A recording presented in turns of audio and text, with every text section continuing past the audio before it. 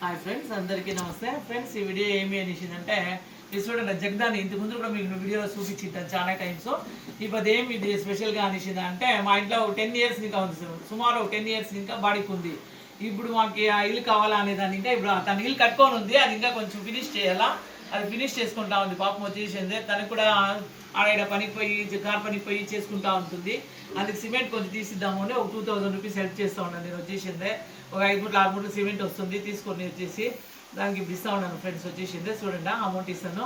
జగదకి 500, 1000, 1500, 2000 చూడండి ఫ్రెండ్స్.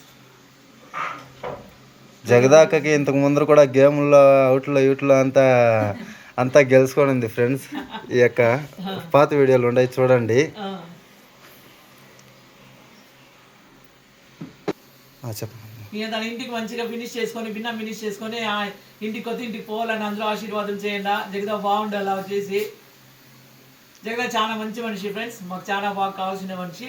మా ఇంట్లో 10 ఇయర్స్ ఇంకా ఉంది ఫ్రెండ్స్. వచ్చేసి వాడికి ఇప్పుడు మేము ఆశ్రమం కోసం ఖాళీ చేపిస్తూ ఉన్నాం. చేసుకొని పోరా, ఇల్లు ఫినిష్ చేసుకొని పో అని చెప్పి పంపిస్తూ ఉన్నాం. వచ్చేసి ఆశ్రమం కోసం మాకు ఆయిల్ కూడా కావాల్సి ఉంటుంది. ఆశ్రమం చేయాలనుకుంటా ఉన్నాం కదా, అంత ఆల్ట్రేషన్ చేస్తూ ఉన్నాము.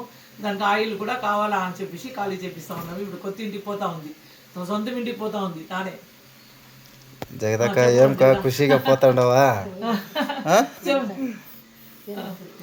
చెప్పు, ఇట్లా చూసి నాకు కూడా ఇట్లా హెల్ప్ చేసింది, చాలా హెల్ప్ చేసింది. ఆ ఇంట్లోనే నేను 7 ఏళ్ళ నుంచి బాడుకున్నాను.